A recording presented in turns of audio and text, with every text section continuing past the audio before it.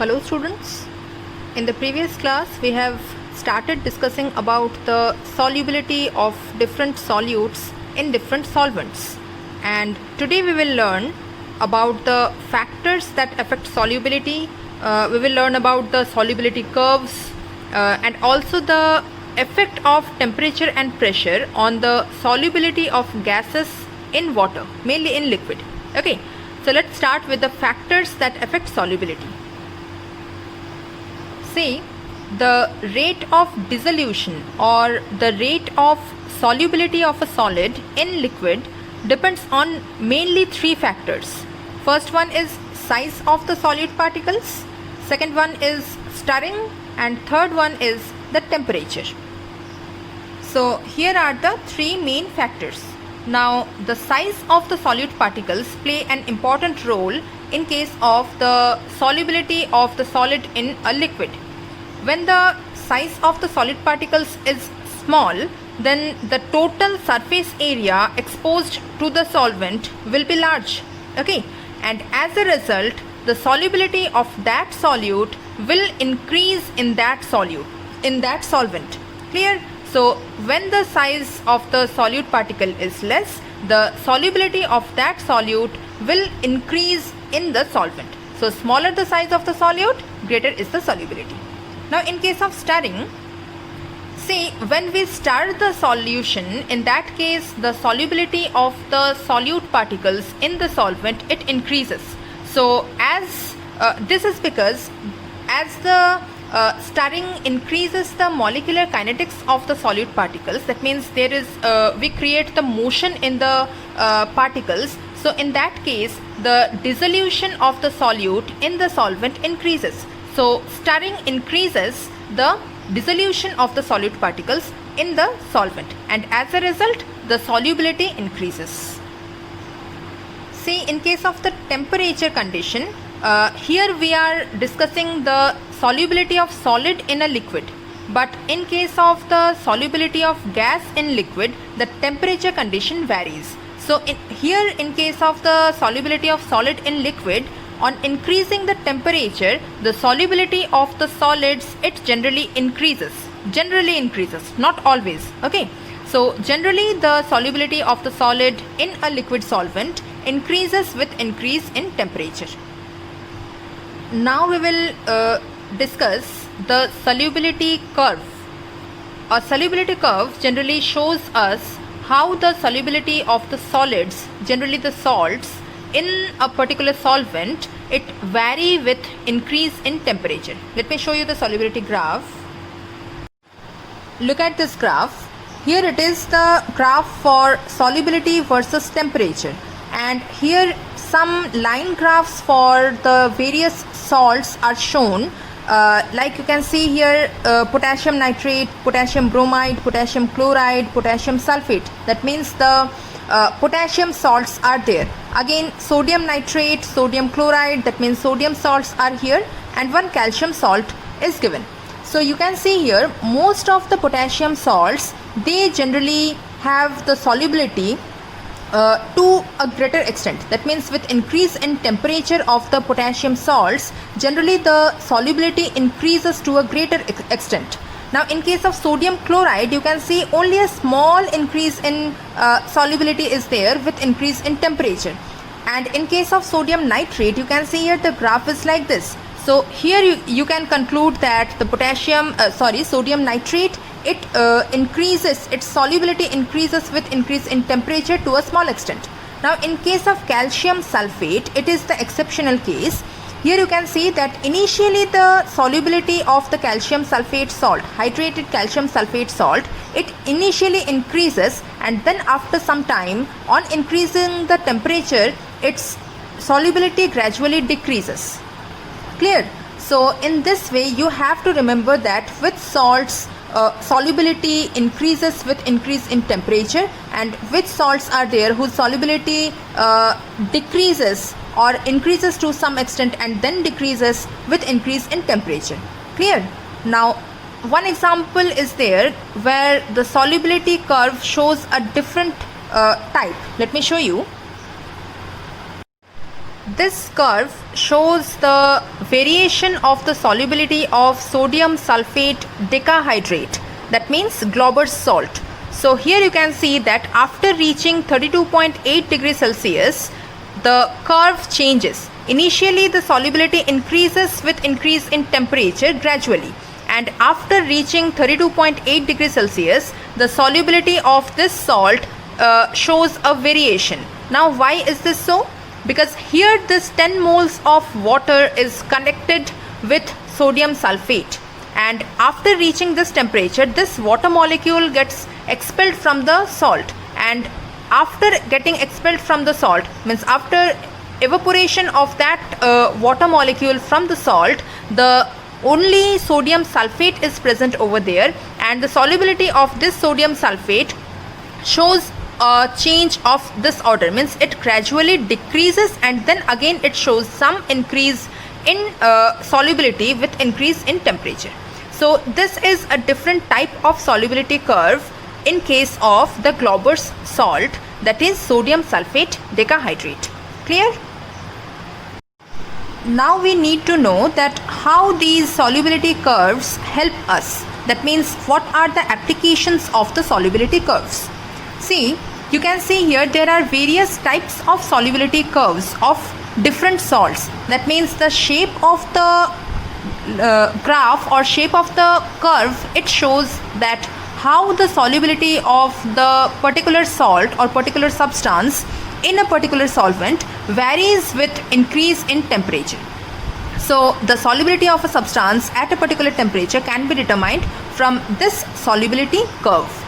Another thing we can say that solubilities of different solutes in a solvent at different temperatures can be compared by comparing their respective solubility curves plotted on the same chart. Here you can see that the various salt of potassium. So potassium bromide have some other characteristic property, potassium chloride have some different property. So depending on their characteristic properties of the separate solutes in a particular solvent only, then we can see that from a particular solubility curve only we can determine the various changes in the solubility of the different salts at different temperatures. Clear? And another thing that we can say from the solubility curve is that the effect of cooling of hot solutions of different substances from these curves. Okay, so from the given solubility curves we can get the effect of cooling of hot solutions of different substances. So these are the applications of solubility curves. Now depending on the solubilities, sometimes we have to solve certain numericals. Now I will show you that how the numericals related to the solubility are performed. Here the question is 12 grams of a saturated solution of potassium chloride at 20 degrees Celsius when evaporated to dryness leaves a solid residue of 3 grams. Calculate the solubility of potassium chloride. Now see, here 12 grams of saturated solution, that means the weight of the solution is given. Okay, and again here the residue, weight of the residue, that means weight of the potassium chloride is given, this one. Okay, now first we need to calculate the weight of the solvent. Here the weight of the solution is given. If we subtract the weight of the solute from that of the solution, then we will get the weight of the solvent. So first we need to calculate the weight of the solvent. So here is the weight of the solvent. Now you can see here that 9 grams of the solvent get mixed up with the 3 grams of the solute. So we can say that 9 grams of the solvent, it dissolves 3 grams of the solute. Clear? So 100 grams of the solvent will dissolve how much amount of the solute? We need to find out that. So we will use the unitary method for determination of the weight of the solute that is dissolved in 100 grams of the solvent. So you can see here, if 9 gram of the solvent dissolves 3 gram of the solute, then 100 grams of the solvent will dissolve 3 by 9 into 100 grams, right? So this will turn to be 33.3 grams of the solute. So solubility, here the question is calculate the solubility of potassium chloride, that is the solute. So the solubility of potassium chloride in the solvent at 20 degrees Celsius is 33.3 grams. Clear? So we will write that solubility of KCl in the solvent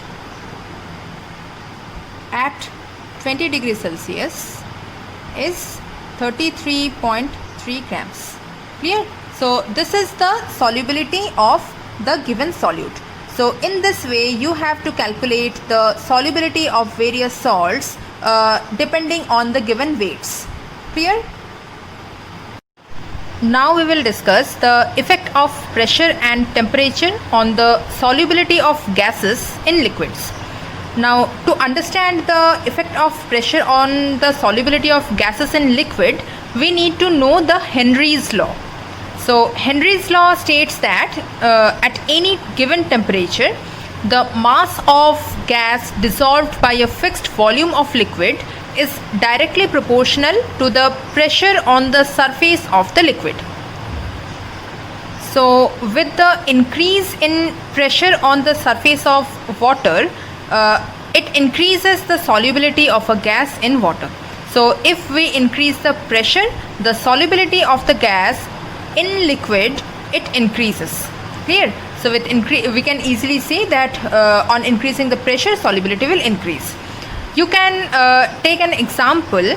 See, in case of the aerated drinks, that means the soft drinks, like in any of the soda water, generally there is carbon dioxide gas mixed in the liquid.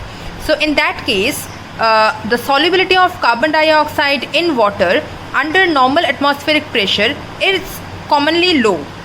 But when the water surface is subjected to higher pressure, a lot more of carbon dioxide gas gets dissolved into it.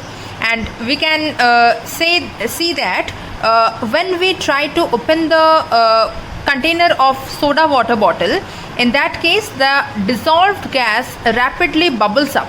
Okay. So when the pressure on the surface of water suddenly decreases, the dissolved gas rapidly comes out as bubbles. So this is how we can show the effect of pressure on the solubility of gases in liquid. Clear?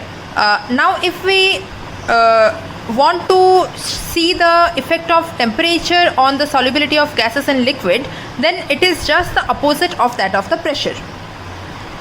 So in case of the solubility of gases in liquid, with increase in temperature of the water, the solubility of the gas generally decreases. The effect of temperature on solubility of gases in liquid can be easily explained by taking the example of boiling water. You have seen that on boiling, water loses its taste. So sometimes the water tastes flat on boiling. Why is this so? Because in general there are some dissolved gases in water. So when we boil the water, those dissolved gases, they gets evaporated. Okay, not evaporated, they gets expelled from the water. So what happens, due to the loss of those dissolved gases, because they escape on increasing the temperature, so due to the absence of the dissolved gases after boiling the water becomes tasteless. Clear? So this is how the pressure and temperature have the effect on the solubility of gases in liquid. Now in the next class we will discuss about the crystal formation and crystallization. So this is all about today's class.